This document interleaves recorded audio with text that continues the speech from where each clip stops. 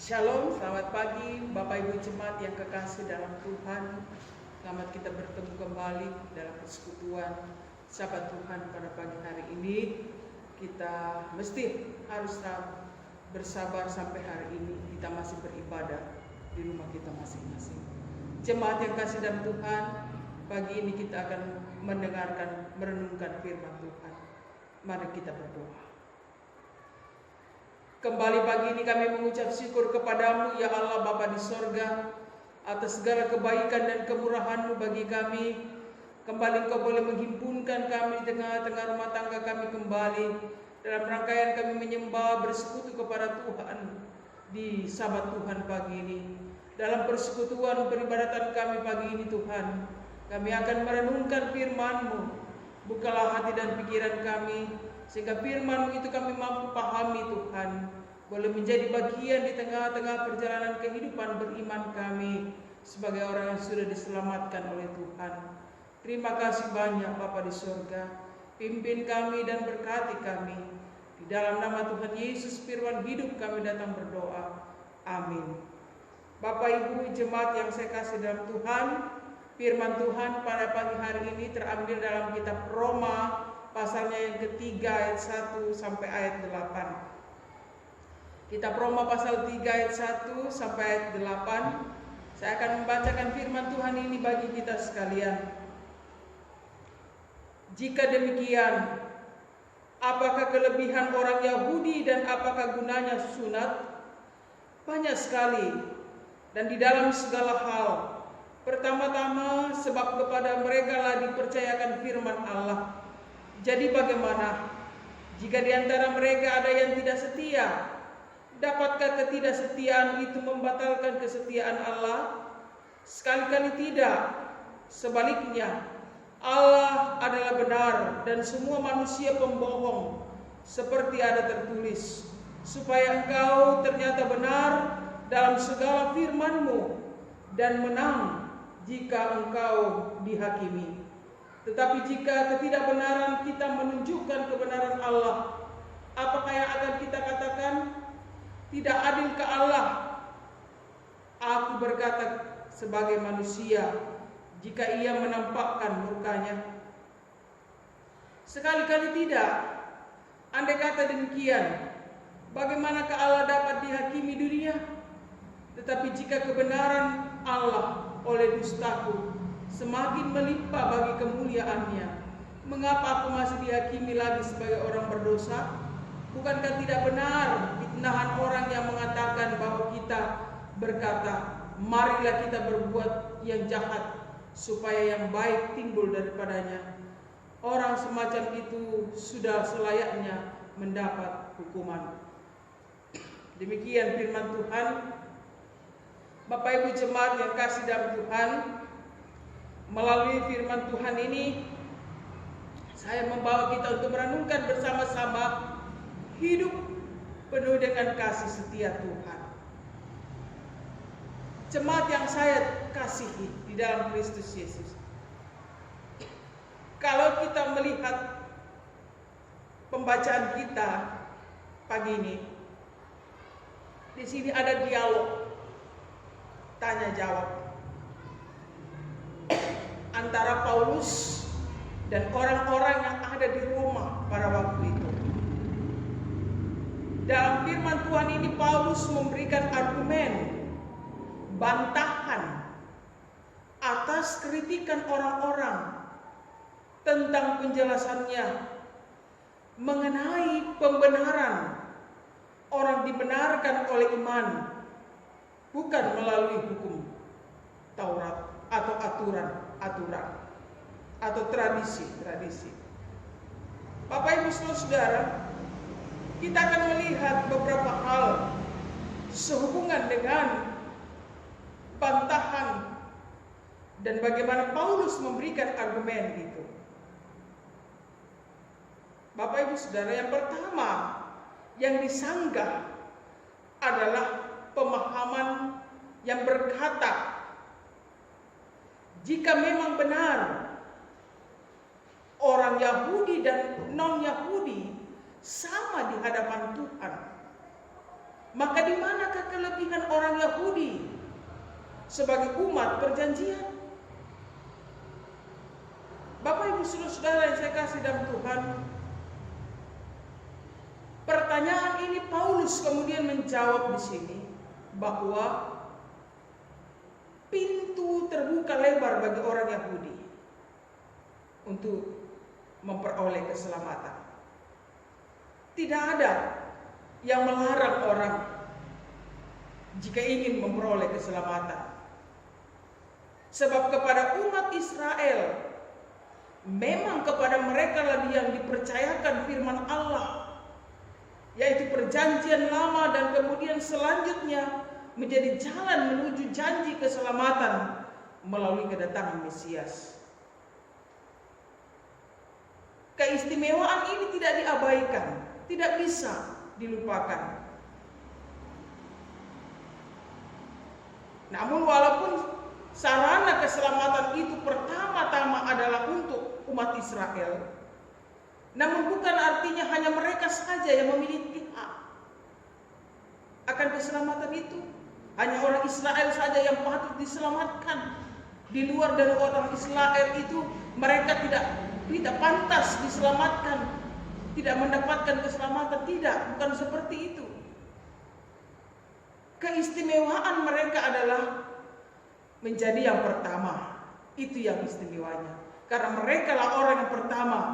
Tetapi walaupun orang Israel ini adalah orang yang pertama, ya, yang memiliki hak akan keselamatan itu, tapi ternyata bahwa banyak juga dari antara mereka, dari orang Israel itu, yang tidak memanfaatkan jalan keselamatan itu yang ditawarkan bagi mereka.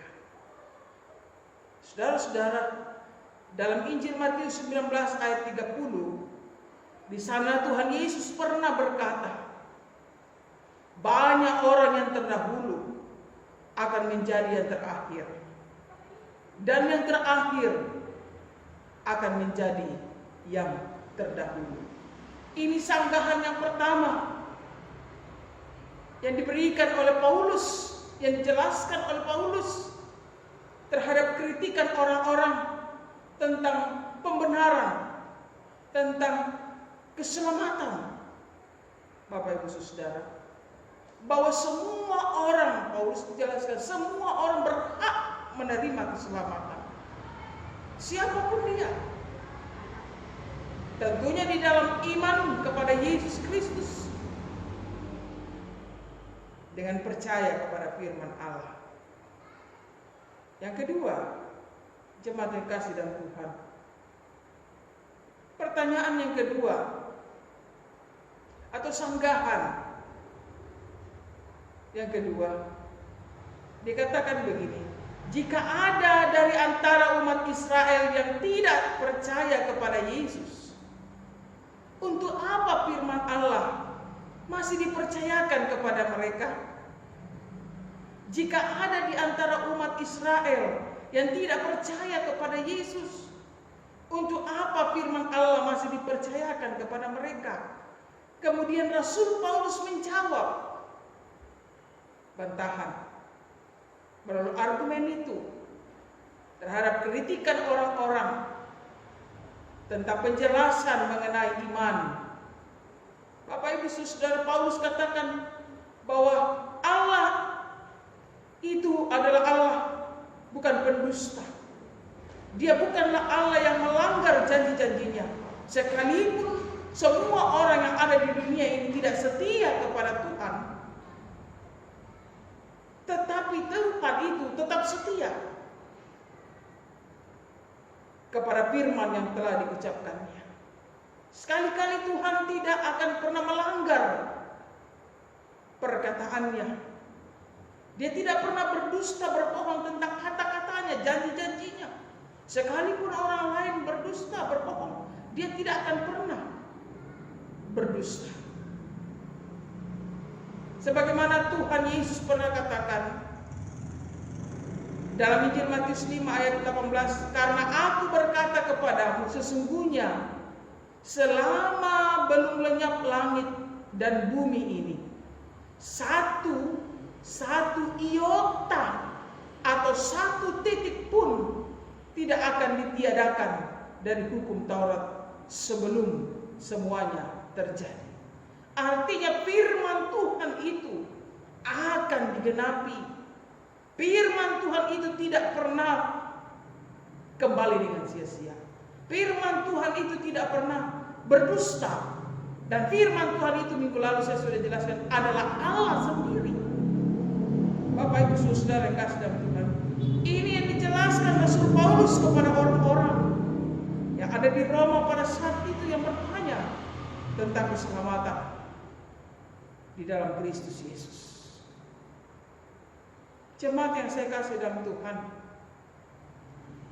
di sini dari kebenaran ini mengajarkan kepada kita pula bahwa Allah yang kita sembah adalah Allah yang tidak pernah melanggar janji-janjinya kepada setiap anak-anaknya. Sekalipun semua orang di dunia ini, termasuk saudara dan saya, tidak setia, Tuhan tetap setia. Setia kepada janji firman-Nya yang sudah diucapkan. Tuhan tidak akan mungkin menyangkal. Tuhan tidak akan mungkin mendustai dirinya. Inilah Allah kita. Dan inilah yang diingatkan dan disampaikan Rasul Paulus kepada orang-orang yang saat itu bertanya tentang bagaimana kesetiaan Allah dalam kehidupan umatnya. Yang ketiga, Bapak Ibu Saudara, bertanya, pertanyaan yang ketiga ditujukan kepada Paulus. Dikatakan, adilkah Tuhan akan menghukum kita? Ya. Adilkah Tuhan akan menghukum kita? Saudara-saudara yang kasih dalam Tuhan, tadi dipertanyakan tentang kesetiaan Tuhan. Di ayat 3 tadi dikatakan, jika ada di antara mereka yang tidak setia, Allah tidak bisa membatalkan kesetiaannya. Allah adalah benar. Sekalipun manusia dia tahu bahwa semuanya pembohong, tapi firman Tuhan itu ya dan amin kebenarannya. Dan sekarang dia bertanya, adilkah Tuhan akan menghukum kita? Jika karena dosa kita, rencana dan tujuan Tuhan nyata di dunia ini. Bapak Ibu Saudara yang kasih dalam Tuhan, kalau seperti itu, dikatakan orang-orang di sana, kalau begitu mari kita berbuat dosa, supaya kebaikan juga datang kepada kita. Rencana Tuhan, tujuan Tuhan juga datang kepada kita. Karena itu mari kita berbuat dosa. Paulus kembali membantah tentang pemikiran-pemikiran mereka yang picik ini. Dikatakan orang-orang seperti ini yang punya pandangan seperti ini, ya selayaknya mendapatkan hukuman.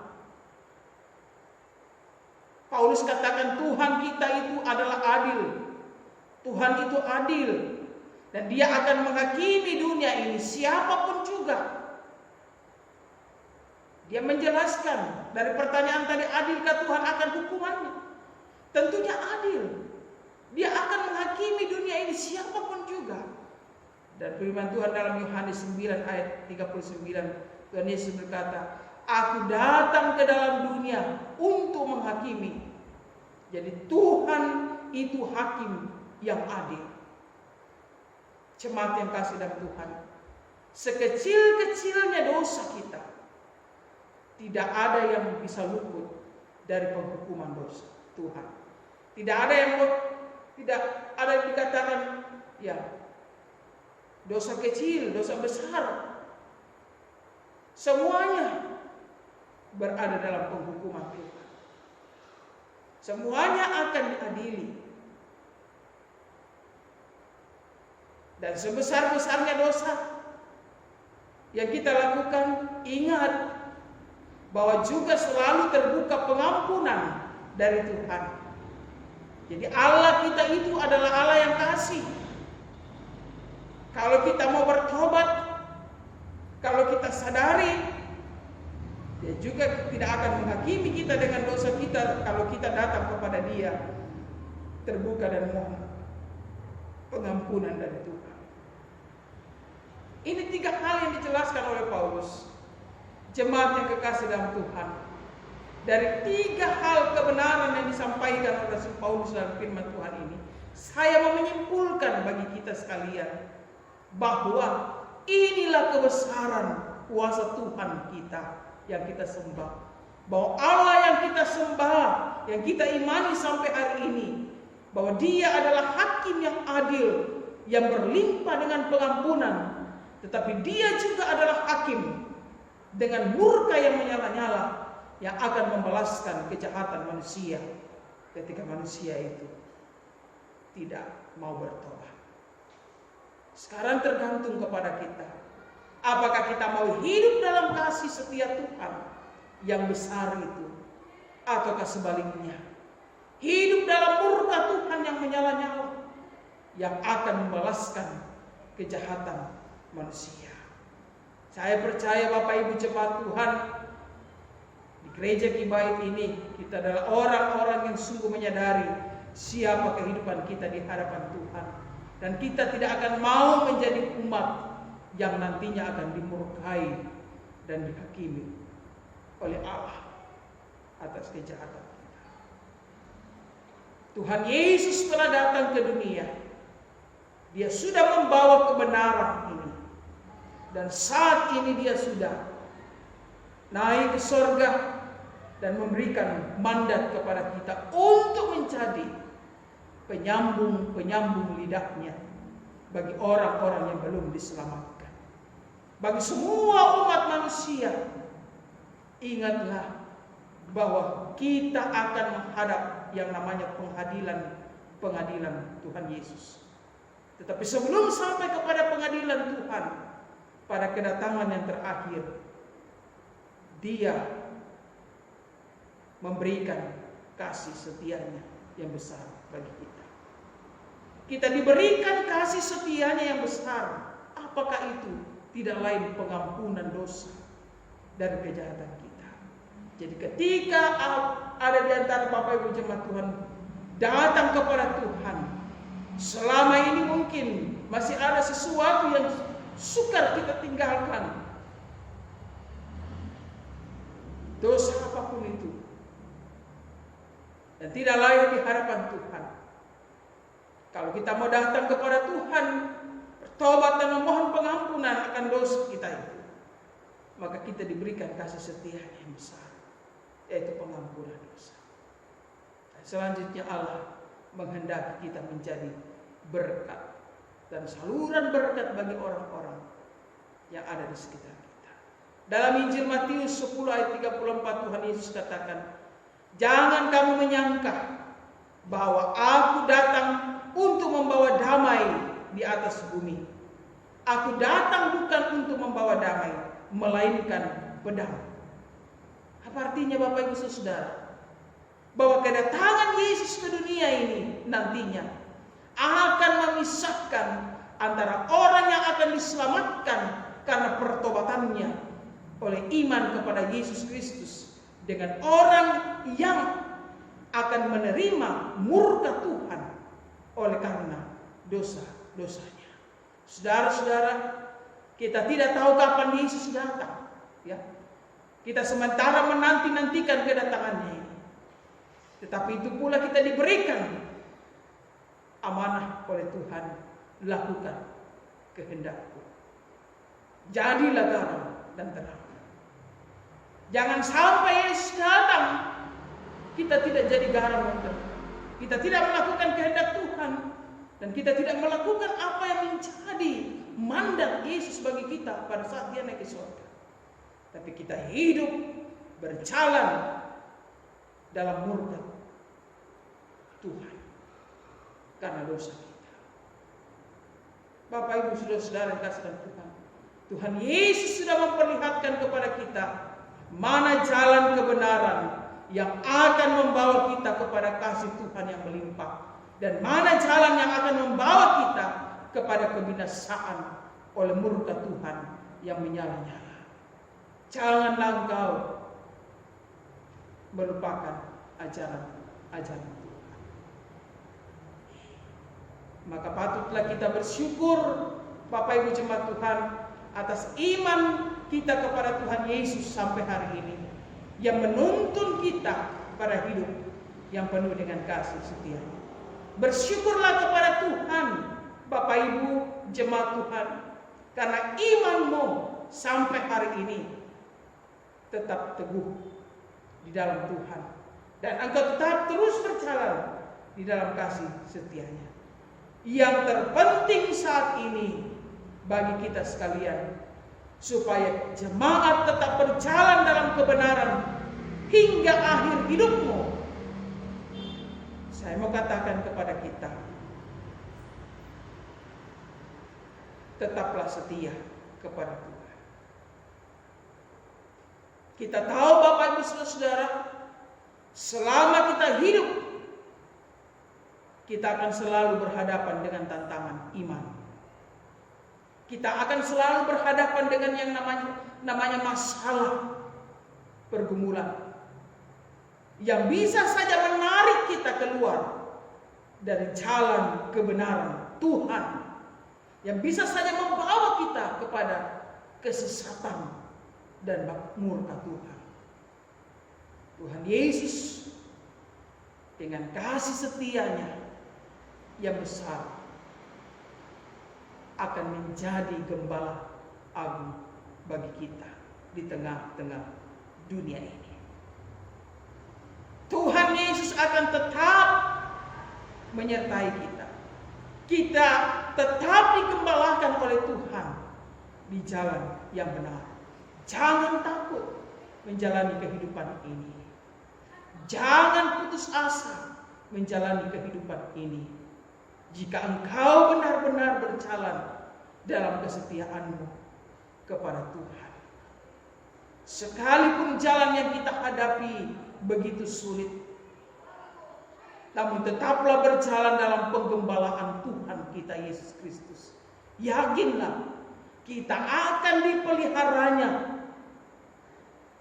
dalam hidup ini. Termasuk kita akan dipeliharanya dalam menghadapi masa sulit saat ini pun akibat pandemi COVID-19 sampai hari ini. Jangan mengikuti dunia dengan apa yang ada di dalamnya, lalu kemudian kita meninggalkan Kristus, sebab di luar Dia kita tidak bisa berbuat apa-apa. Di luar Yesus tidak ada keselamatan lain selain dari kita mengikut Dia, mengasihi Dia, dan hidup di dalam ketaatan kepada Tuhan. Karena itu Bapak Ibu jemaat yang kasih dalam Tuhan, setialah senantiasa memelihara imanmu di dalam Yesus Kristus. Setialah senantiasa melakukan kehendak Tuhan yang benar di dalam kehidupanmu, sehingga ketika Dia datang, Dia sungguh-sungguh bersuka cita karena keberadaan kita.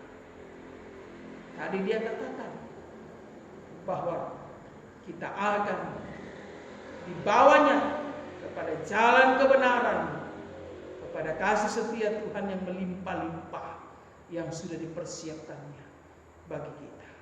Tapi ketika kita berkancah di dalam dosa, kita akan masuk di jalan kebinasaan oleh murka Tuhan yang menyala-nyala. Pertahankanlah imanmu sekalipun dalam masa sulit dalam hidup ini, sekalipun beratnya tantangan, tetaplah mengasihi Tuhan dalam hidup. Mari kita berdoa. Bapa yang rahmani dan rahimi, terima kasih kami mengucap syukur atas kemurahan-Mu yang memperkenankan kami kembali untuk bersama-sama merenungkan sebagian kecil daripada sabda-Mu dalam persekutuan dan ibadah kami di tengah-tengah rumah tangga kami masing-masing. Berkatilah seluruh umat-Mu Tuhan yang beribadah pada pagi hari ini di tengah-tengah keluarga mereka. Kiranya berkat firman Tuhan ini akan menjadi rema dalam kehidupan rumah tangga mereka, sehingga mereka mampu menjaga kehidupan mereka, keluarga mereka, sungguh berjalan di dalam kebenaran Tuhan, sungguh hidup di dalam jalan-jalan kebaikan Tuhan. Terima kasih banyak Bapa di surga. Kami sadar sesulit apapun kondisi dan keadaan yang kami hadapi saat ini, biarlah kami tetap menaruh pengharapan kami kepada Tuhan, setia kepada Tuhan, sekalipun kami tidak tahu Tuhan masa dan waktunya Tuhan akan datang di tengah-tengah kehidupan kami. Terima kasih banyak Bapa, berkati seluruh umat-Mu, kuatkanlah senantiasa seluruh umat-Mu Tuhan menjalani hidup ini di tengah-tengah dunia ini, apatah lagi di tengah-tengah menghadapi pandemi COVID-19 sampai hari ini. Biar kami tetap terus setia dan taat kepada setiap aturan pemerintah. Kami mengucap syukur atas firman-Mu Bapa. Dalam nama Tuhan Yesus kami datang berdoa. Amin. Selamat pagi, Tuhan berkati kita.